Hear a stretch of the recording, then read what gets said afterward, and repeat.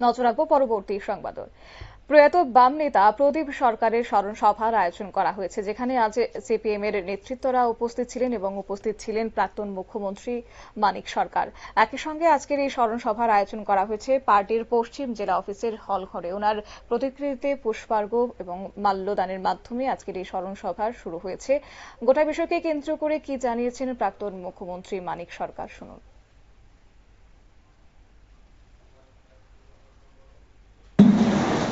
তাহলে বোঝা গেল এরাই হতে পারে এই এলাকার নেতা।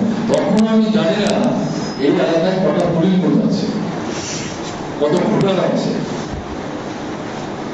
বিধানসভা নির্বাচনে এখানে আমাদের প্রাপ্য ভোটের অংশ কত, বা পরবর্তী সময়ের লোকসভা নির্বাচন যাতে অজয় বিশ্বাস নির্বাচিত হয়ে গেলেন, তাতেই আমাদের প্রাপ্ত ভোট কত, বিধানসভার সঙ্গে ভোটের ফারাক থাকে, এগুলো আমার মাথায় ঘুরছিল। এবং এদেরকে দেখে দেখে এই মিটিং এর প্রস্তুতি ইত্যাদি সম্পর্কে পরামর্শ দিচ্ছিলেন কংগ্রেস নিউজদের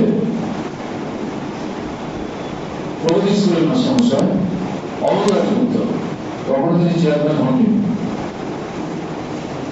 তারা যে এই এলাকারই বাসিন্দা এটা আমি জানতাম না, কিন্তু তারা দুজনেই প্রগতি স্কুলের শিক্ষক এবং তারা দুজনেই বেসরকারি শিক্ষক সমিতির সামনের সাথে নেতৃত্ব, অত্যন্ত দায়িত্বশীল।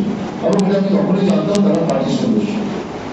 তারা রয়েছে এই মিটিংয়ের আয়োজন ইত্যাদি প্রশ্নে তুষার এবং গভর্নমেন্ট আছে তাদেরকে ডেকে এটা করে সেটা করো।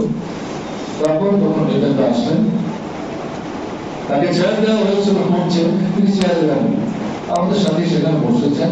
খুব বড় সড়ো মিটিং নাই, আমার নিজের ধ্যান কত হবে, সব এক দুয়ের মতো লোক হবে। আপনারা শুনলেন মানিক সরকারের বক্তব্য। অর্থাৎ আজ মেলার মাঠ স্থিত ভানু ঘোষ স্মৃতি ভবনে প্রয়াত বাম নেতা প্রদীপ রায়ের স্মরণ সভার আয়োজন করা হয়েছে। একাংশ সিপিএম নেতৃত্বরা আজ উপস্থিত ছিলেন। আগরতলা অঞ্চল কমিটির উদ্যোগে আজকের এই স্মরণ সভার আয়োজন। নিয়ে নিচ্ছি ছোট্ট একটি বিজ্ঞাপন বিরতির সঙ্গে থাকুন।